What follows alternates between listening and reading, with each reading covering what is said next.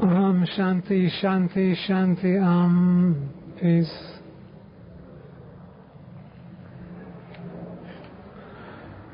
Good evening. It is a pleasure to be with you once again.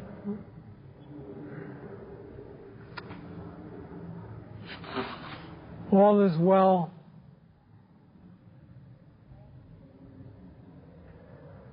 Everything is unfolding as it should. There are no mistakes. Everyone is in their right place.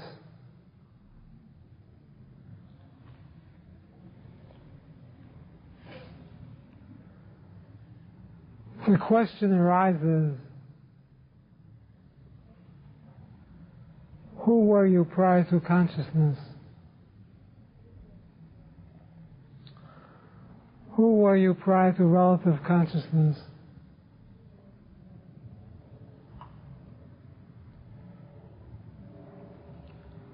If you search deeply within yourself, you will see that you are pure awareness.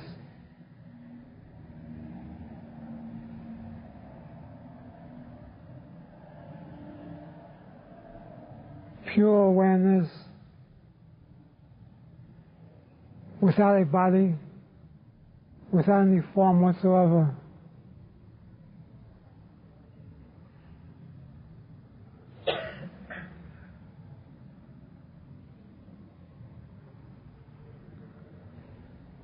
And yet, like the screen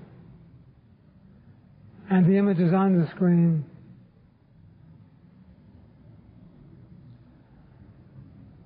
an image appears on pure awareness, which is relative existence.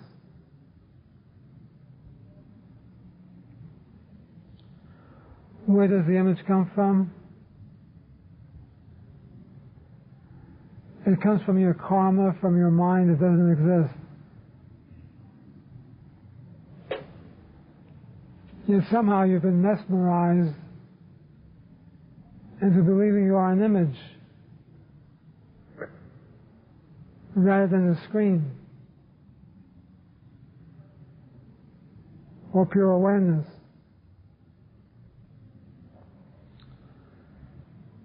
You therefore forget about the screen or pure awareness,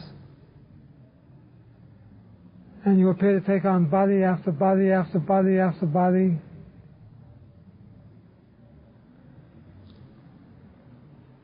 In this realm of relativity, everything is preordained. Everything is predetermined.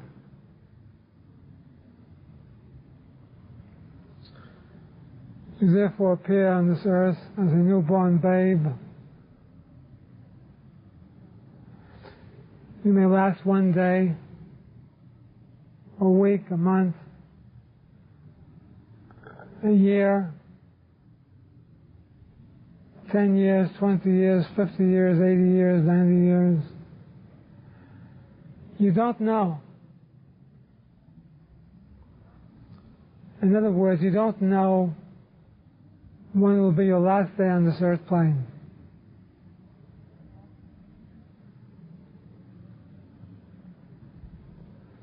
Therefore, the question is, what are you doing with your life while you seem to be breathing? As long as you believe you're human, that you are the body, the mind, you call this your life.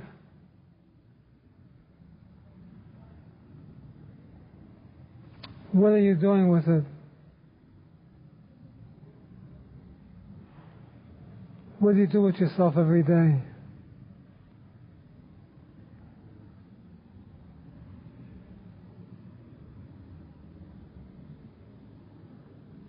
If you understood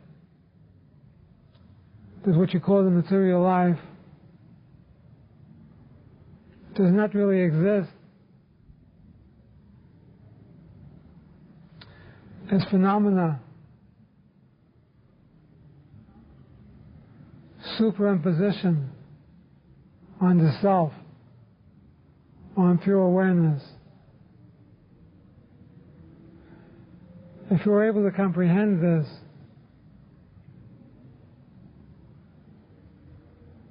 you would immediately drop the body as it appears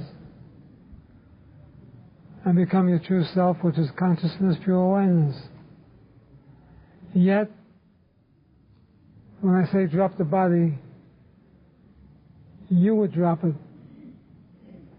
But to others, you would appear the same as you were before. By dropping the body in this instance, I mean you would realize and know beyond the shadow of a doubt that you never were a body to begin with. You are not the body, nor the mind.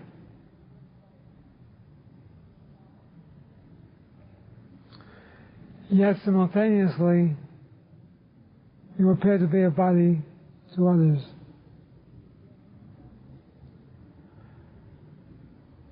They refer to a person like this as a sage or a jnani, one who has transcended the world, transcended the bodily form. He still appears in the bodily form.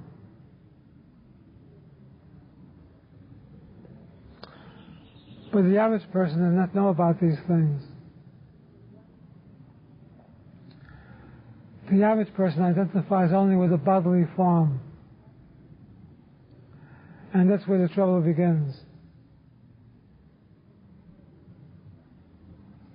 For if you identify with a bodily form, you have to go through the sufferings, the longings, the trials and tribulations of the world in which you think you live, which is the earth plane as far as this is concerned. You have forgotten, you do not realize that what you call the earth plane is only an extension of yourself. If you did not exist as the body, there would be no earth plane, no universe. There would be no God, no one longing for realization, no one illusioned, no ignorance, no enlightenment. You would be pure awareness, effortless, choiceless, pure awareness. This is what you really are. You are not where you appear to be. You never were, you never will be. But I must tell you again that as long as you identify with the body, and you identify with the body by reacting to things, you identify with the body when you feel fears, when you feel frustrated, when you feel disillusioned, when you feel there's anything wrong anywhere, or anything right anywhere.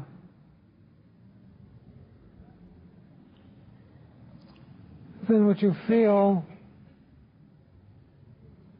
you create. And they call this the creation of the mind.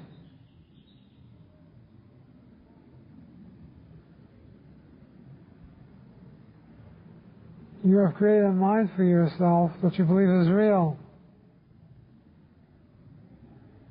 And this mind appears to be very, very powerful. That's why things appear real to you. This is the reason why you feel things. And you see things. And you react to things. For the mind appears to be very powerful. But all you've got to do is to remember that the mind is creative, but you are not the mind.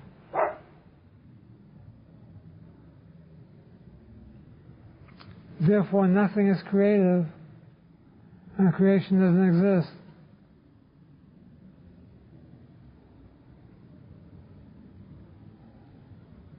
If you begin to see this for yourself in just a little bit, things begin to happen within yourself. Changes begin to take place. You notice the things that used to disturb you no longer have the power to do this.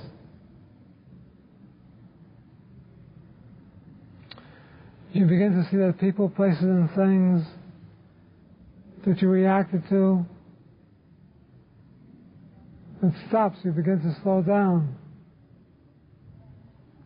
You find that you're becoming happier within yourself for no reason whatsoever.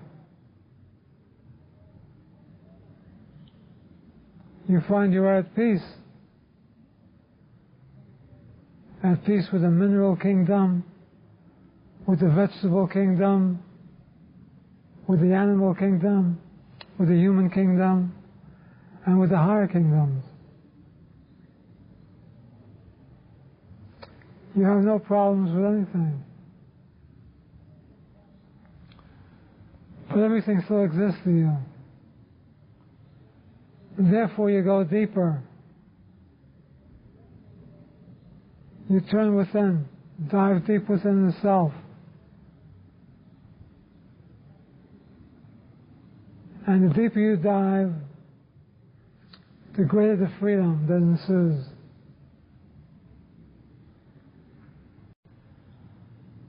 The point I'm trying to make is use your time allotted to you in this body wisely.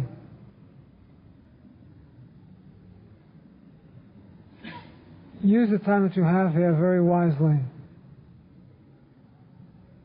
You should act like this is the last hour you have on this earth.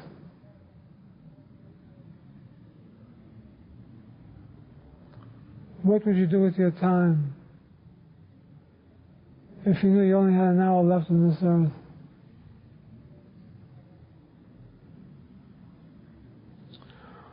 All of you here have spiritual training of some kind. So you would make peace with your Maker.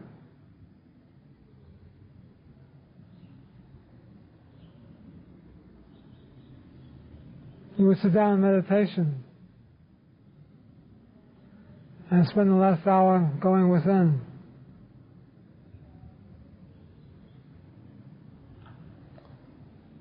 Those of you who are in this room, we're not talking about the average person in the street who would buy one more lottery ticket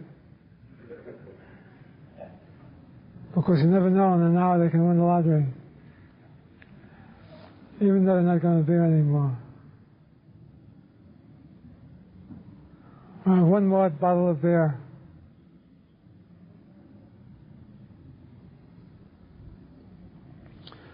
But I'm sure most of you or all of you would sit in meditation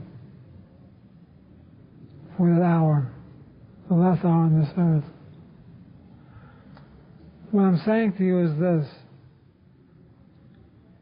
you must begin to do these things anyway, as if it is the last hour for you on this earth.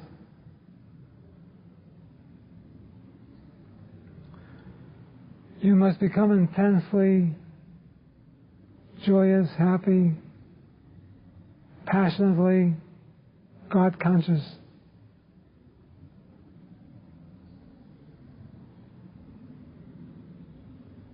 By turning within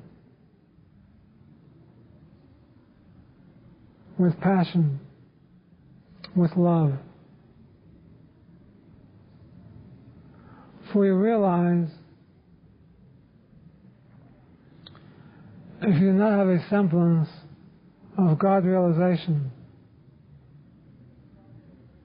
karmically, you will be drawn again and again and again to bodies, perhaps in different planets, different dimensions. You will take on a body of some kind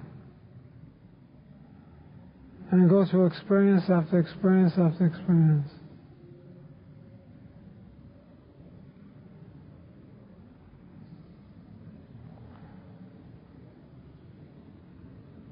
You have to vehemently make up your mind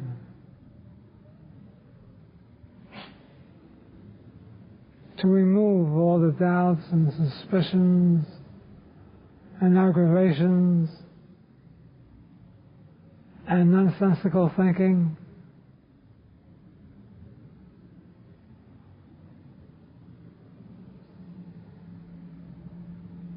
Trying to understand your divinity. Trying to realize the truth about yourself. Of who you really are. What you really are.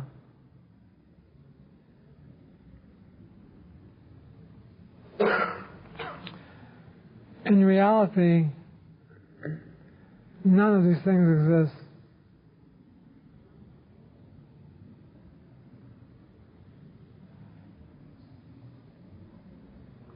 In reality, none of these things are really happening.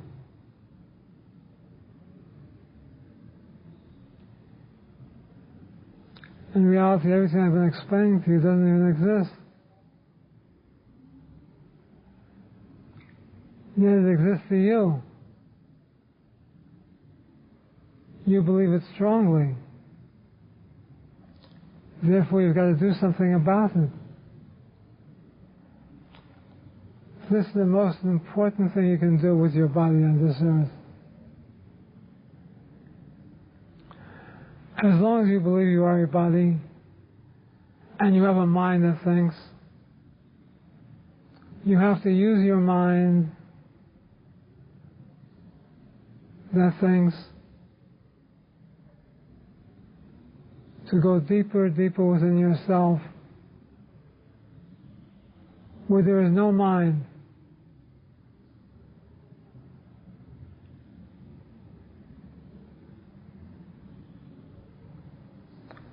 You can use any method you like to do this.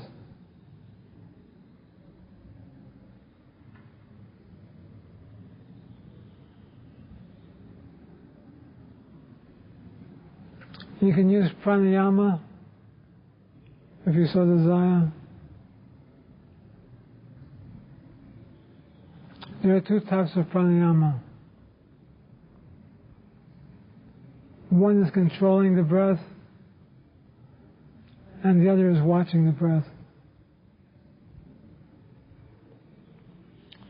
You can do this.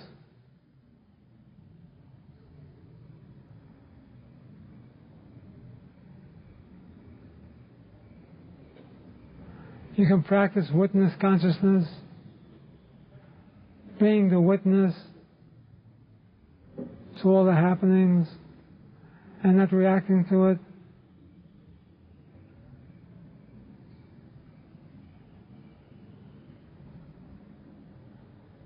And if you're so inclined, you can practice self-inquiry.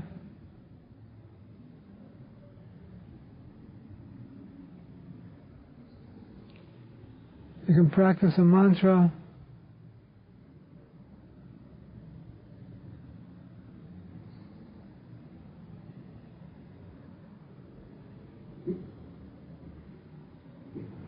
You can practice japa, repeating God's name over and over again.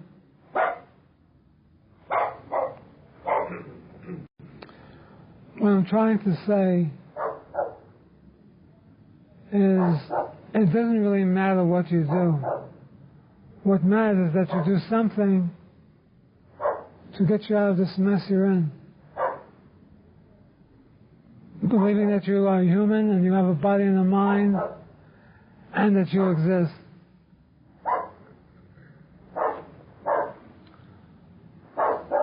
Of course, my favorite method is self-inquiry.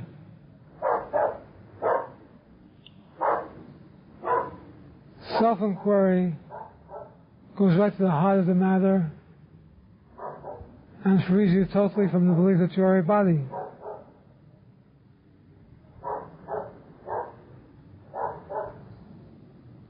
It is inquiring, who am I? How did I get this body?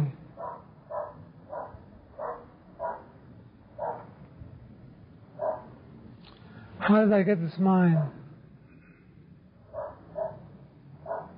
Where do my thoughts really come from? What is my real nature?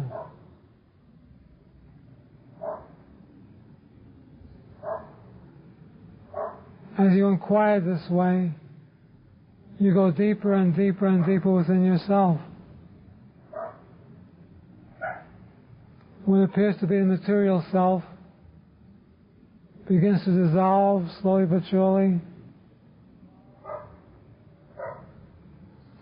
until only consciousness is left. Absolute reality.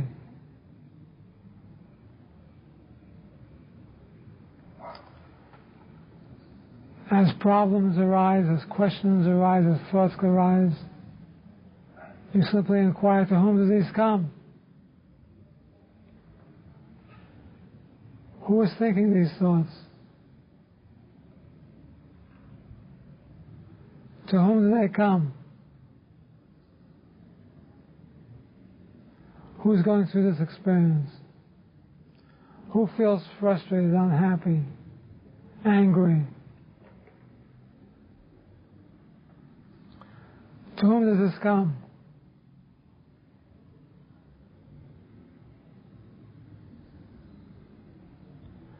And of course you say, it comes to me. I feel this.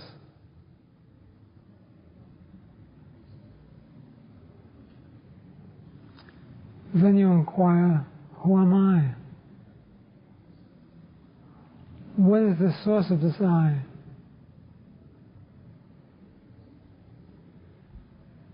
Where does this I come from?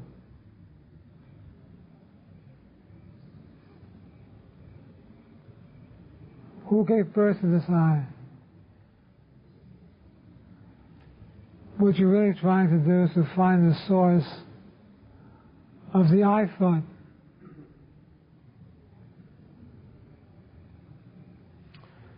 The I is only a thought. As you follow the I thought to the center of the heart, one day the I thought will burn up completely in the center of the heart, and you will be totally free.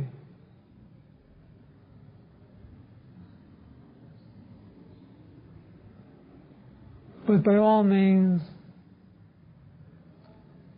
you should practice some form of sadhana.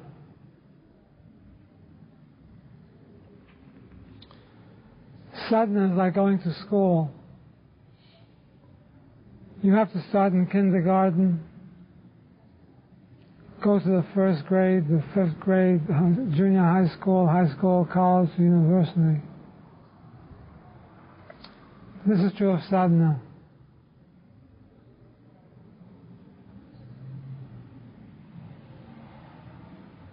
You practice one form of sadhana for years perhaps. Then you may grow out of it to other forms, to higher forms,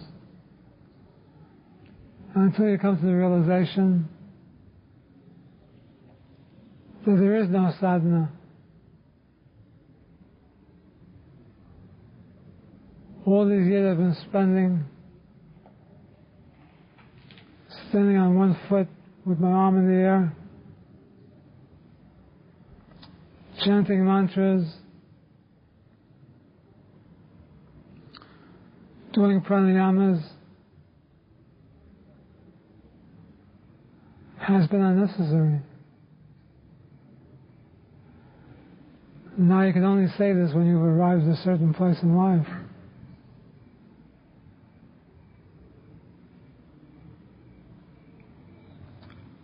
The stronger you're attached to this earth, the more sadness you have to do. But as you begin to lose attachment to this earth, your form of sadhana changes. Your spiritual practices change. They become less and less. since you're beginning to realize that you are the pure awareness,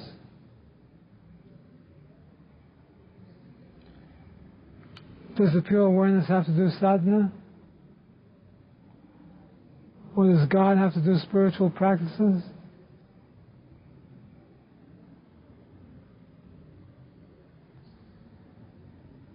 You begin to feel your reality.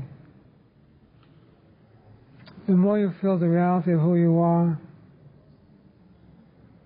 the more the body keeps dropping away.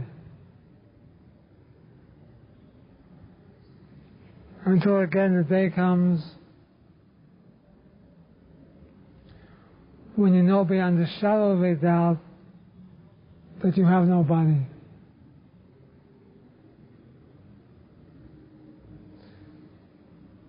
Yet the body appears.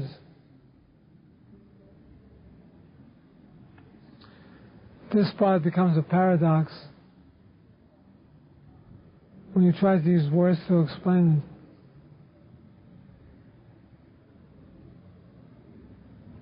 it. You have no body, and at the same time you have a body.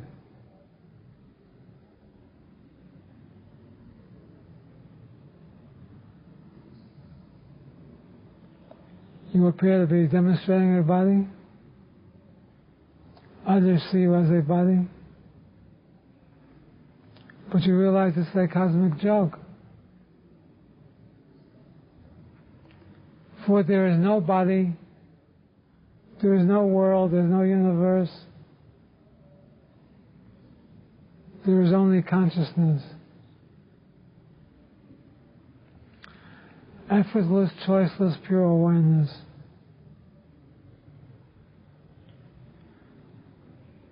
Boundless space.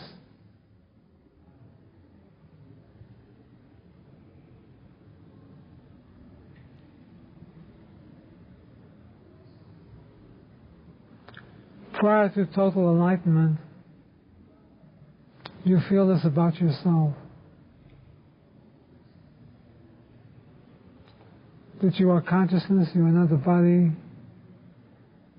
you are absolute reality. As you go deeper into that, you become like boundless space. You no longer are confined to a place.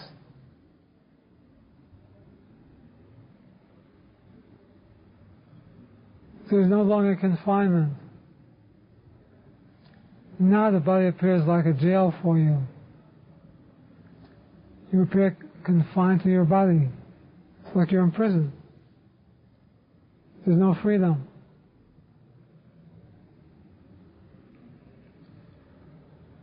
As you come closer to enlightenment, you begin to realize you are not the body. But you still feel confined without a body.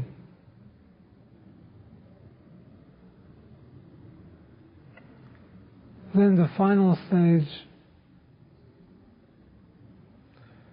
you become the self of everything. You realize you are in the trees, the ocean, the planets, the stars. You are everything.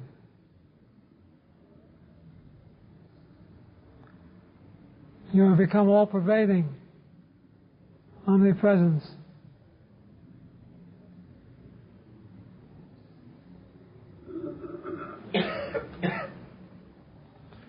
Yet, when people look at you, you seem to be a body.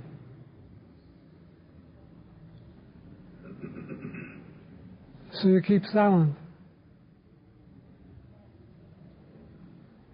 You do not try to explain yourself or prove anything. There's no longer anything you have to do. You are completely out of it.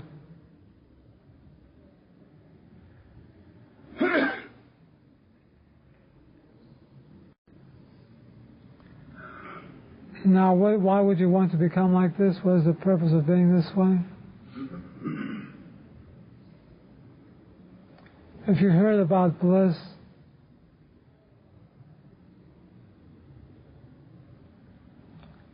the peace beyond understanding,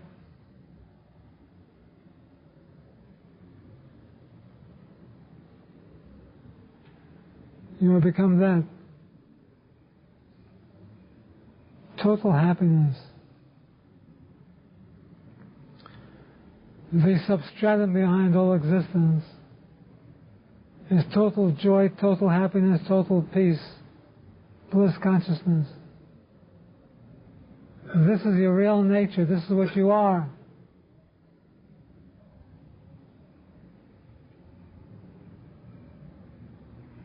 Just by hearing these words, something begins to stir within you to make you understand that you never were a body. Do not think about your body too much. It will take care of itself. Remember, as I mentioned in the beginning, when you came into this plane of existence, everything was preordained. Everything. Everything is predetermined. Therefore, every move you make, everything you do is supposed to happen. If you just realize this, you will stop worrying.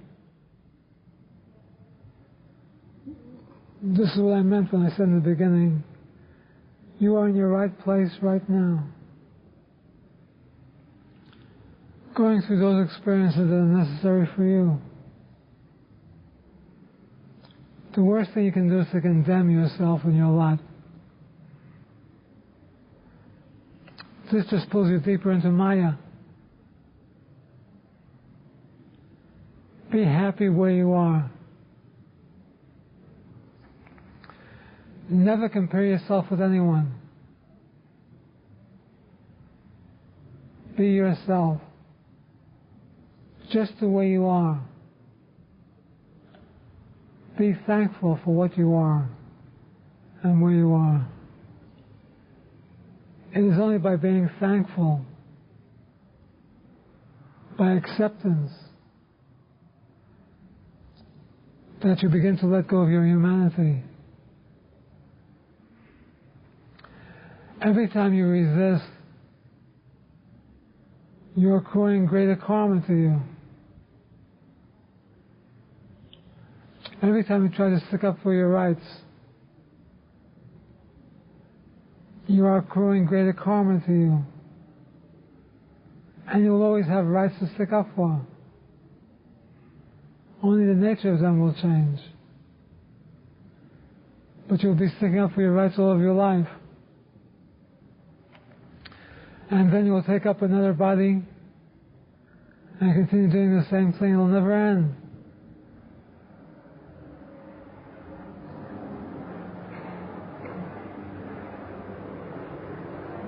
Finally, try to remember that the powers that be loves you just the way you are. It doesn't love you when you do certain things. It loves you just the way you are, unconditionally. And you are unfolding in your own inimitable way.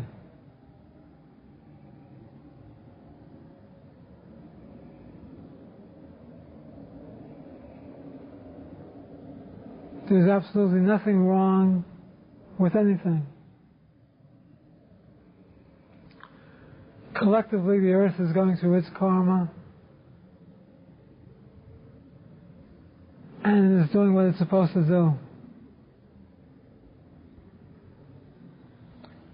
Your job is to become realized and totally free.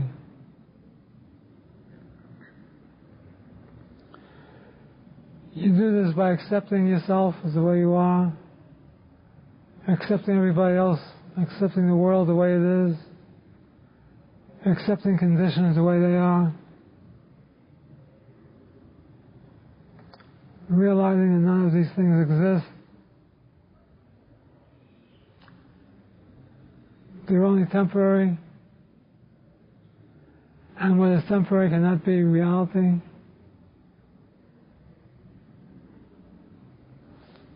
Understanding that the true reality is yourself.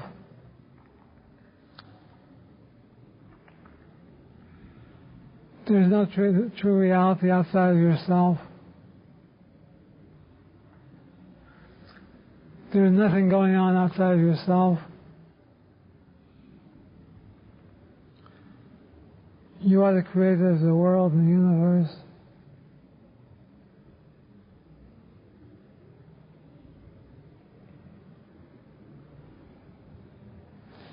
And it all is well.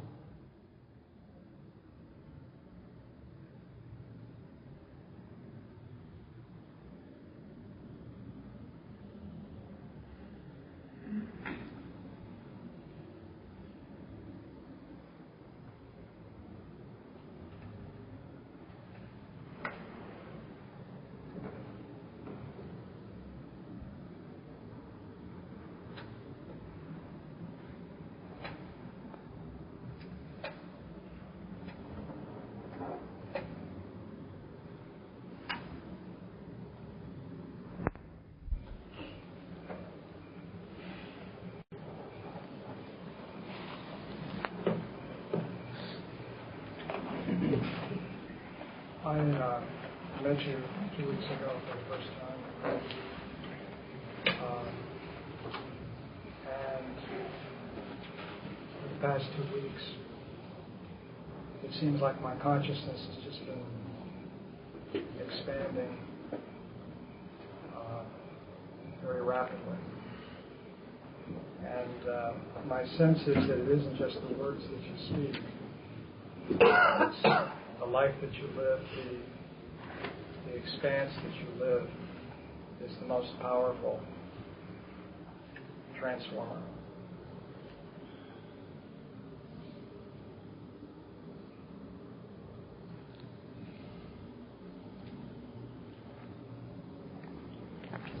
What do you want me to say?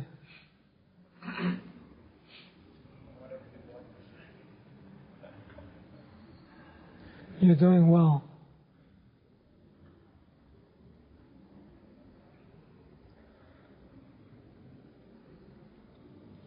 It is true, the best teaching is the silence.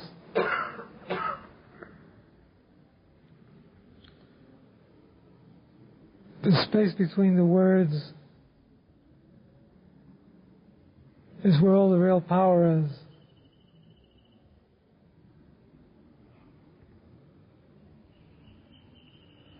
If your heart is pure, it has to affect you positively.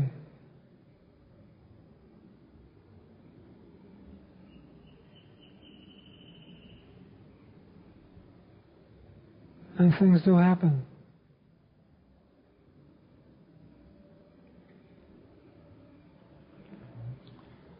See, the important thing about this is what do you put first in your life? What comes first?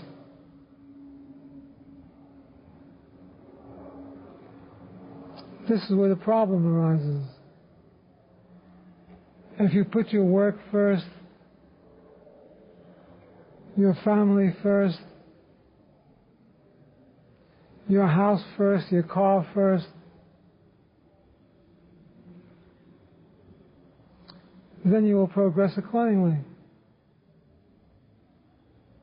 I'm not saying you have to give up these things.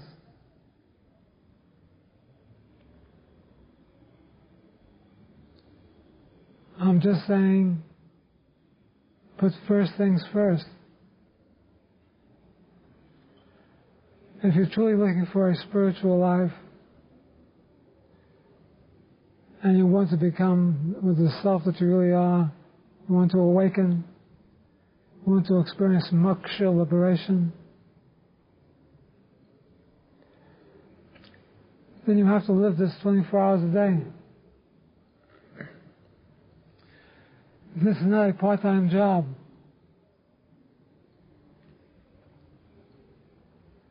If you make this a part-time job,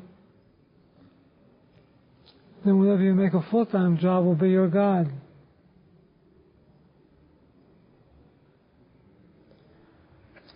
If you can only remember that you cannot take anything with you when it comes time to leave your body, so to speak.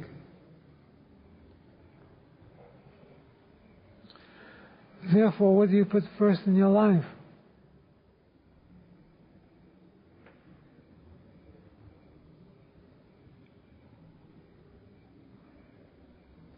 Those of you who have put spirituality first in their lives know what I'm talking about.